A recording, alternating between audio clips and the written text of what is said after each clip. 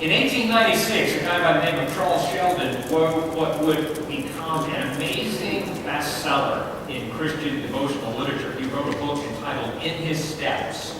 And many of you have probably read that book, but In His Steps is Charles Sheldon writing about people from various walks of life, various professions and daily activities and routines, seeking to live their faith on a day in and day out basis. And thus the title, In His Steps.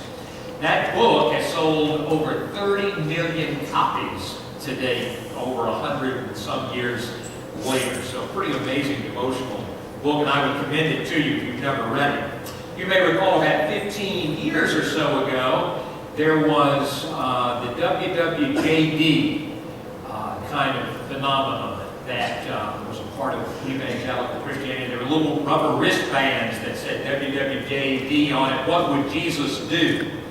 And folks wore those wristbands, and you kind of wore them during the week, and they were a tangible reminder to you to kind of think intentionally as you went through your day, whether you were at school or at work or in leisure. You know, what would Jesus do in this circumstance or in this situation or today?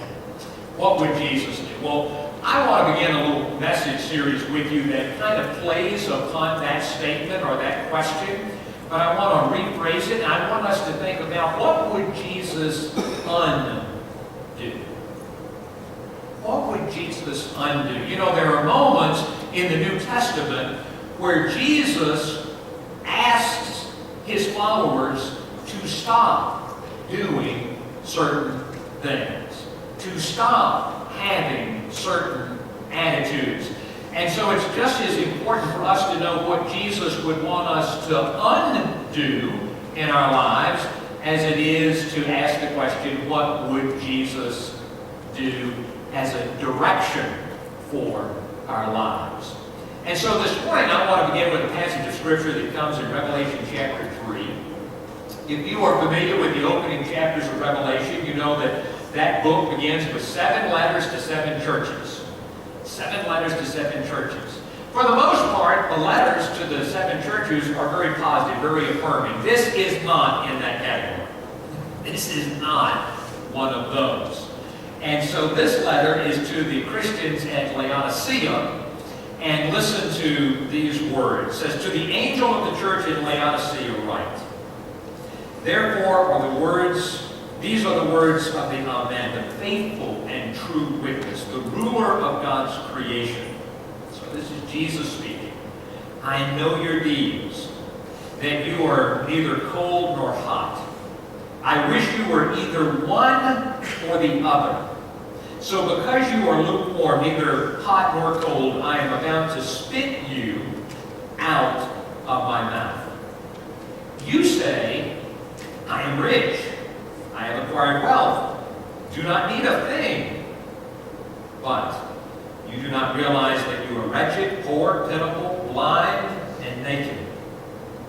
I counsel you to buy from me gold refined in the fire, so that you can become rich, and white clothes to wear so you can cover your shameful nakedness, and salve to put on your eyes so you can see.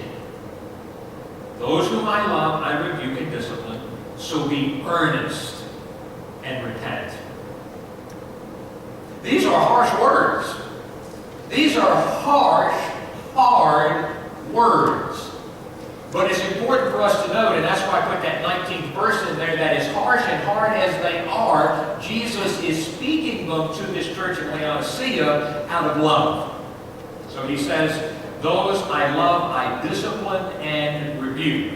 So while these are hard words for the Christians at Laodicea, they are done for their own interest. They are done in the context of Jesus' love for them. Just a little word about Laodicea, because Jesus here is using their physical characteristics as a city to talk about their spiritual condition as a church.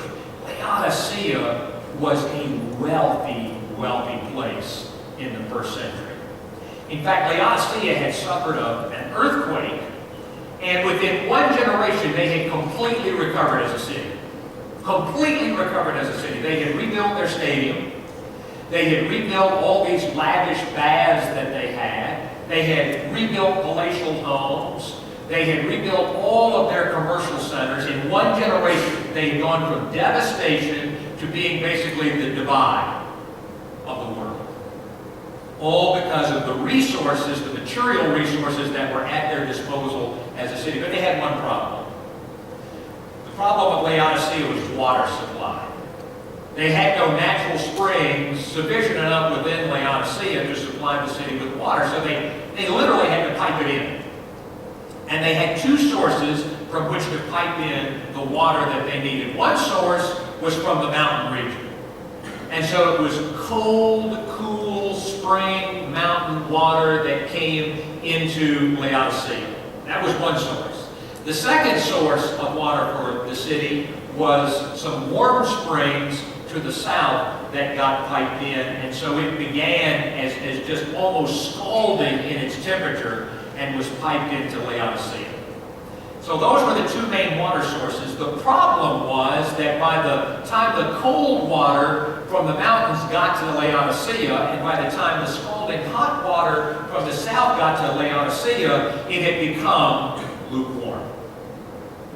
And so it really wasn't capable of refreshing anybody as a drink, as the mountain water would have been able to have done. It didn't have any medicinal purposes as the salty water from the south could have done if it had maintained its temperature. So by the time it got to Laodicea, it really was not of value to them for either one of those things. That was the main problem at Laodicea. So Jesus here takes what is a physical deficiency of the city and uses that to illustrate a spiritual deficiency within the church of Laodicea. He is challenging the church to undo spiritual lukewarmness, spiritual indifference, stagnation, apathy, and ambivalence. And in case you're lukewarm about being lukewarm, think about the harshness of Jesus' words here. He is so offended by spiritual indifference and spiritual lukewarmness as it relates to him that he basically says, I gag on you. I want to spit you out of my mouth. Listen again to the words that he uses to describe the church in Laodicea. He says, wretched, poor, pitiful, blind, naked. These are not complimentary terms, are they? In fact, if I had actually gone a few verses more in Revelation chapter 3 in this letter to the church at Laodicea, Jesus says to them, I stand at the door and knock, hoping that you will let me in. I want you to think about that for just a moment. Jesus is speaking to a church, and he says to them, I stand outside and knock. Where's Jesus supposed to be with the church? Inside the church. The epicenter of the church. The lifeblood of the church. But with the Laodiceans, he is standing on the outside of the church, hoping to get in. That's a pretty condemning image that Jesus gives there. So this matter of spiritual indifference, this matter of spiritual lukewarmness, neither hot nor cold, grieves the heart of Jesus Christ so much that he levels at the Laodiceans very harsh words. So this clearly is something that Jesus wants us to undo. Well, in Scripture, there are two basic causes for spiritual apathy. Two basic causes for spiritual apathy according to the witness of the New Testament. One is self-sufficiency. One is self-sufficiency. And that's what Jesus puts right here at the heart of the Laodicean problem. Because he says, this is what I hear you saying. Well, I am rich, I am wealthy, I have. And so the Laodiceans have this false sense of self-sufficiency. You know, the minute that you and I have this inflated false sense of self-sufficiency, there is nothing that will create spiritual apathy or indifference or lukewarmness more than that. Because the moment that you and I think, hey, you know what, I've got everything I need, I've got everything I want, I can make anything happen that I need to have happen, as soon as you and I arrive at that point, that we are at that moment, that's basically when we say it. We may not say this, but it's going to be implied, I don't need God. Because if you and I have a complete, no false sense of self-sufficiency, that doesn't leave much room for us to have any real sense of sufficiency and dependence upon God. And as soon as we get there, man, lukewarmness is going to set in big time. Spiritual indifference is just going to take hold big time. And so self-sufficiency is one scriptural cause for spiritual lukewarmness. And that's what Jesus names here in Revelation chapter 3. The other is, and these are kind of hand in glove, earthly distractions. Earthly distractions. You and I can take our eye off the ball. We can easily get distracted away from being focused and centered upon God. Jesus is telling a parable. It's a parable of the sower there in Mark chapter 4. And he's talking about the Word of God taking root in our life and in our spirit. And one of the things that Jesus talks about there is he says, the worries of this life, the desire for wealth, the desire for other things come in and choke the Word out. You see, when you and I get distracted, when you and I make as the aim and the purpose of our life all the things of this life, this earthly life, then we can become very apathetic and indifferent and stagnant and ambivalent spiritually. And you know, sometimes one of the things that we pursue may not be an object, may not be an actual material, but sometimes it can just be busyness. It can just be busyness. The more we cram into our lives, the more we put on our schedule, the more we put on our plate, the busier we become, the less time we have to truly be focused upon God and be participating in the community of His people. And we just get distracted. We just get distracted. And that's not to say that things in and of themselves are bad. It's just to say this, that things can be very seductive. And they will take our energy and our focus and our attention in a heartbeat if we're not careful. Francis Chan, who is a pastor, writer, was speaking about lukewarmness within the context of Revelation chapter 3. And I want to say this, I'm going to share a little something from him, but before I do, I want to say this, that after he got through preaching on Revelation chapter 3, he stepped aside from his pulpit for a month. And the reason he stepped aside from the pulpit for a month was not because of anything distasteful or anything scandalous. It was because he got so convicted by what he read in Revelation chapter 3, he felt like he had to get his own life right, before he could come back into the pulpit. So he was very convicted about this whole matter of lukewarmness. But he wrote a little blog, Are You Lukewarm? And by the way, he doesn't use the term lukewarm Christian because he doesn't believe there is such a thing. Lukewarm Christian is an oxymoron. You can't be a Christian, according to Chan and according to Jesus here in Revelation 3, and be a Christian. So he talks about lukewarm people. And I want to give you a few of the things that are on his list as he describes lukewarmness. And I'm going to warn you right now, I warn myself as well, this has got an ouch factor to it. Okay? It's got a little ouch factor to it. It's going to get close to home. But this is important stuff. This whole business about being lukewarm. This is what he said. These are a little bit on his list. And he backs them up with Scripture. Lukewarm people give money to charity and to the church as long as it doesn't impinge on their standard of living. Secondly, lukewarm people attend church fairly regularly because it's what's expected of them, what they believe good Christians do, so they do it. Third, lukewarm people tend to choose what is popular over what is right when they are conflicted.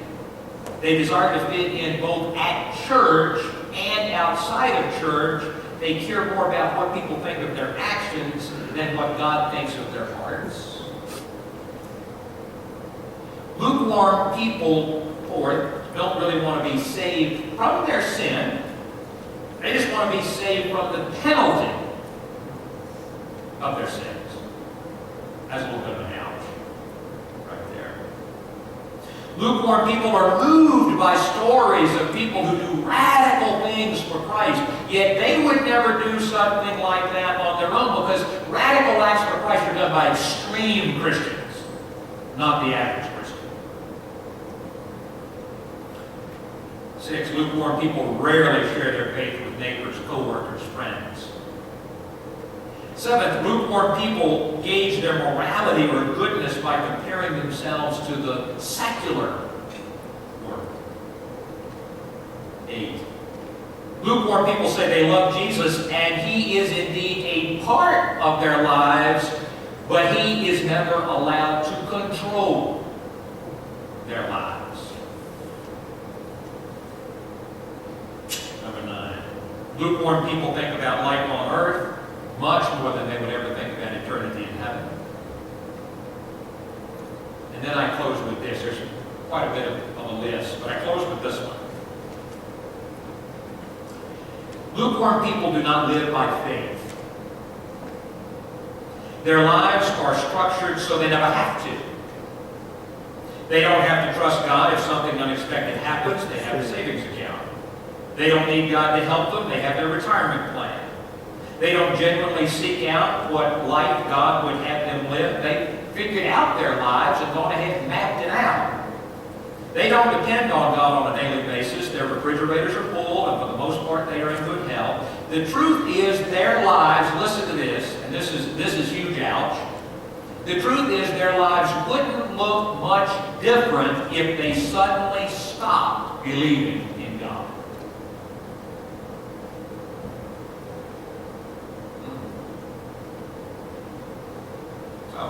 I want to ask you this morning, if you suddenly stop believing in God, would your life look any different? Would my life look any different? Yeah. Because if the answer is it really wouldn't look any different, if we were to be really honest about that, we're afflicted with lukewarmness.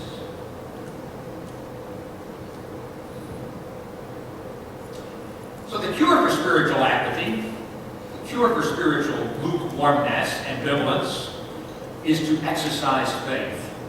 And that is exactly what Jesus, in the overall context of the church to the Laodiceans, is calling that church to do, to exercise faith. You see, you and I may claim to have faith, but the question is, do we exercise that faith? They're two totally different things. You and I can claim to have faith, but the question is, do we exercise that faith? Let me ask this. What if every day you did one thing that required faith? I want you to think about that. What if? How would your life be different if every day you just did one thing that completely required faith? Because the bottom line is, most of us, myself included, get up every day and we go and do what we know we're supposed to do, and we know how to do what we're going to do, and we're kind of, again, in that operation mode of just self-sufficiency. But what if every day you did one thing that required faith? What if you were to share by faith, your faith, with one person? See, that's something that we would do in faith. What if you were to pray for something that you knew was completely impossible? That'd be an act of faith. What if you were to attempt something that you knew could never be done without God's help? That'd be faith. What if you were to apologize to someone and seek their forgiveness, even when in your bone of bones you don't want to? That'd be an act of faith. What if you were to really radically love somebody that you knew probably ain't going to love you in return? That'd be an act of faith. What if you volunteered to pray out loud in your Sunday school class or your small group? That'd be an act of faith. You with me?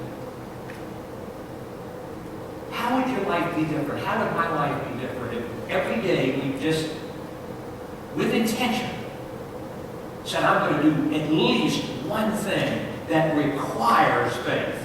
That without faith, I would never do this. I would never attempt this. I would never go there. One thing. Because you see, when you and I begin to operate on faith, when you and I begin to exercise our faith, man, there is no greater blow to spiritual indifference and apathy and stagnation and ambivalence than that.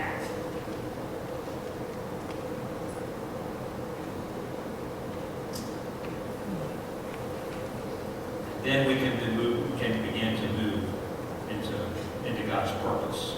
And it's better to be discomforted by His purpose than to have none at all. I want to close with this illustration. eHarmony. eHarmony. Now, some of you single folks, you may have used eHarmony. eHarmony is one of those online sites where if you're single, you go on, you fill out the profile, you do your thing, and then, they put you in conversation and connection and contact with other people that have a similar profile, and so on. You get the picture, you know what I'm talking about. Well, eHarmony also has a little advice element to it. And so there was a young woman by the name of Beth who wrote about her boyfriend, Dan.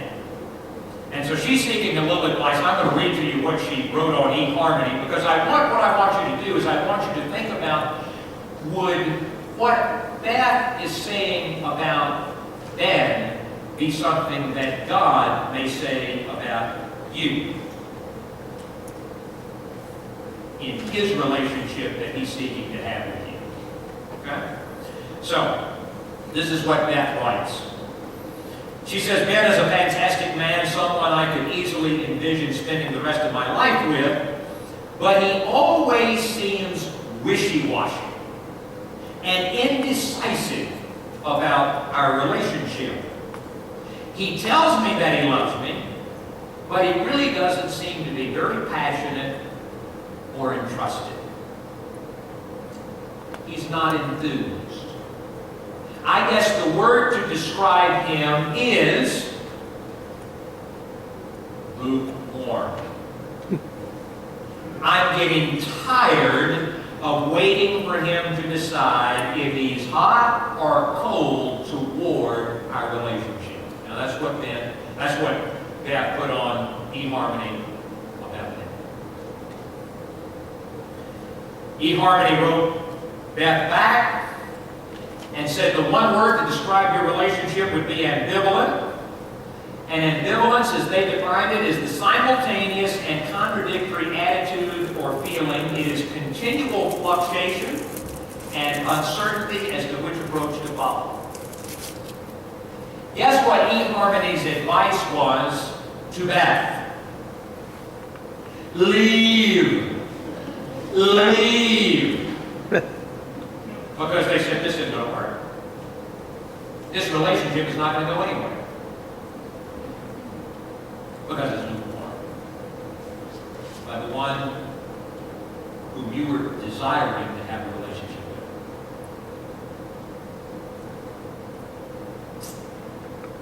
with. Jesus basically tells the Laodiceans, I'm prepared to do the same thing with you guys. I'm prepared to leave. I'm prepared to walk away. I'm prepared to spit you out of my mouth.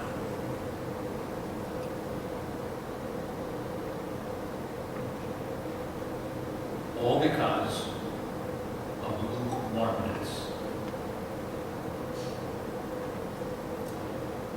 In Revelation 3, Jesus stood at the church door and knocked, hoping to get in. Today, Jesus may be standing